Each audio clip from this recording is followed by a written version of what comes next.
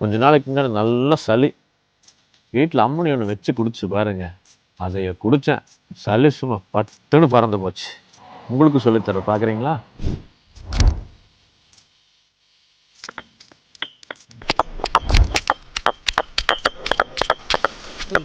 First oil ஊற்றிக்கிறோம், கொஞ்சம் கடுகு போட்டுக்கிறோம், 3 வரமிளகா போட்டுக்கிறோம், தட்டி வச்சது பச்சை மிளகா இஞ்சி இதெல்லாம் தட்டி வச்சுருக்கிறோம், அதை போடுறோம். தக்காளி போட்டுக்கிறோம், வெங்காயம் பச்சை மிளகாய் இடித்து வச்சது மிக்ஸ் பண்ணிக்கிறோம். நண்டு வந்து இடித்து வச்சுருக்கிறோம், இடித்து வச்சது போட்டுக்கிறோம். உப்பு போட்டுக்கிறோம். புளி வந்து கரைச்சி வச்சுருக்கிறோம், கரைச்சி வச்சு ஊற்றிக்கலாம். அரைச்சி வச்சுருக்கிற பொடி அரைச்சோம் இல்லையா, அந்த பொடி போட்டுக்கிறோம். தேவையான அளவு தண்ணி ஊற்றிக்கிறோம், 1/2 லிட்டர் பக்கம் ஊற்றிக்கிறோம்.